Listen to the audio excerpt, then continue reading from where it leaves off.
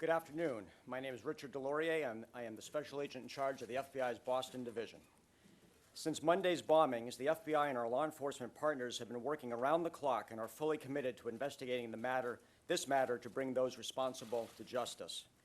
Our collective law enforcement team has pursued thousands of leads and tips. As I said 2 days ago, we are working methodically and with a sense of urgency to identify those responsible for the bombings. Within the last day or so, through that careful process, we initially developed a single person of interest. Not knowing if the individual was acting alone or in concert with others, we obviously worked with extreme purpose to make that determination. The entire force of the federal government, the FBI in Boston, around the world, as well as our partners in the Boston Police, ATF, Massachusetts State Police, and more than 30 agencies of the Boston Joint Terrorism Task Force have set about to ensure that all responsible for the bombings will be brought to justice. More importantly, it was done to ensure the future safety of the city of Boston, the Commonwealth of Massachusetts, and the country. Indeed, through that process, the FBI developed a second suspect. Today, we are enlisting the public's help to identify the two suspects. After a very detailed analysis of photo, video, and other evidence, we are releasing photos of these two suspects. They are identified as Suspect 1 and Suspect 2. They appear to be associated. Suspect 1 is wearing a dark hat. Suspect 2 is wearing a white hat. Suspect 2 set down a backpack at the site of the second explosion just in front of the Forum restaurant. We strongly encourage those who were at the Forum restaurant who have not contacted us yet to do so. As you can see from one of the images, suspects 1 and 2 appear to be walking together through the marathon crowd on Boylston Street in the direction of the finish line.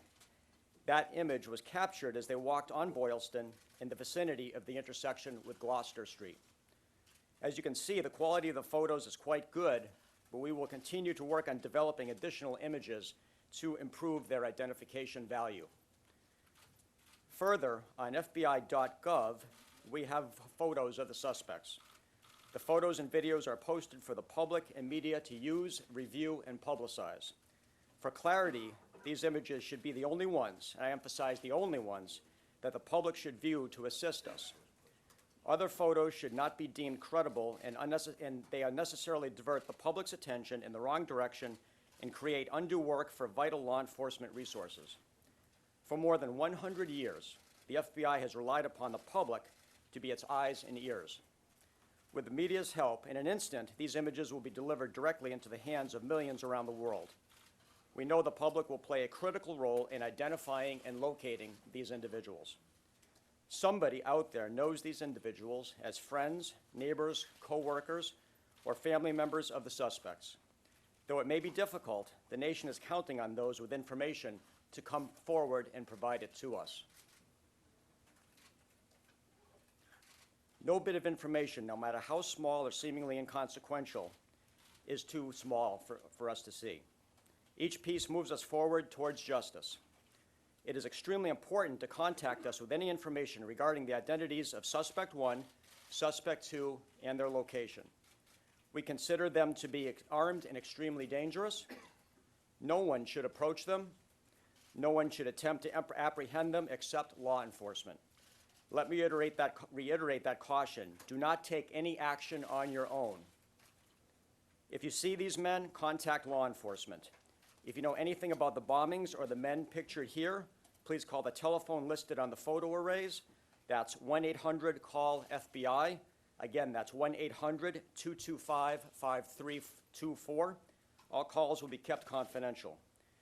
We have also established a website for tips that directly relates to the bombing.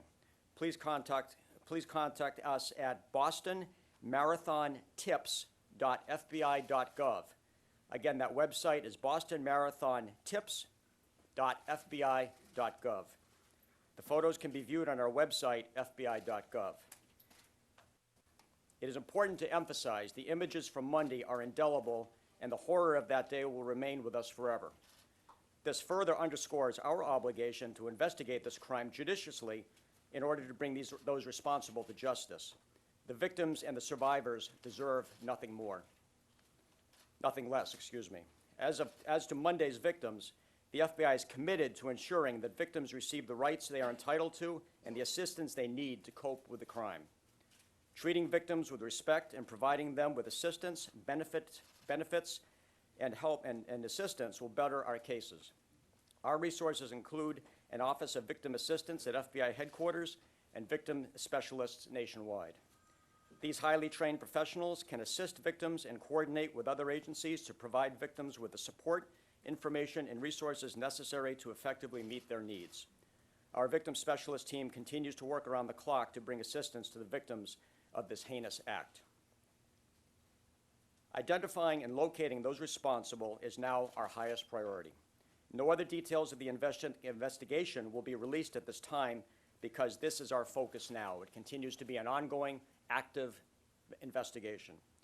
Review these photographs and contact us at 1-800-CALL-FBI or www.bostonmarathontips.fbi.gov immediately. Thank you very much. Karen? Rick, I was wondering should there be arrest, what potential charges do you anticipate? I wouldn't want to comment on that, Karen, right now. I would allow U.S. Attorney Ortiz to comment on that aspect. Why are you denying that there was bomb drills Monday morning? We got photographs on Infowars.com, folks, of contractors. Next question, please. Next question, please. Yes. Yes. Are both suspects seen planting these devices at the finish line of the Boston Marathon? No. At what time? The only one who was observed planting what we believe to be the device is suspect number 2 with a white cap. What time?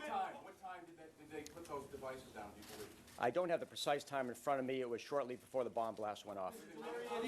Within minutes. Mr. DesLauries, are these the sole people of interest to the FBI at this point in your investigation? At these time, these are the people of interest to the FBI. Why are you denying there was bomb drills Monday morning? It's not morning. Yes.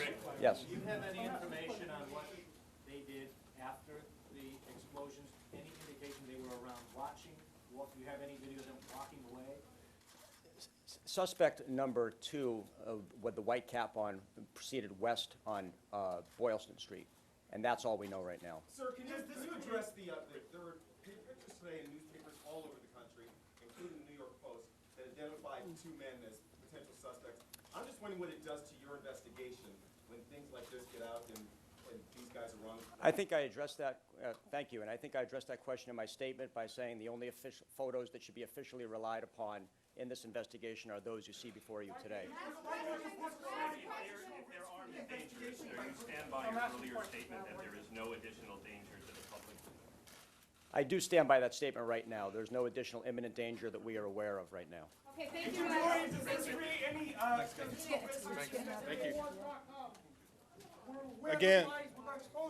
Again, the photos are available at FBI.gov. We'll have more information when we have something to release publicly. We'll be back, but we'll let you know. Check our website, FBI.gov.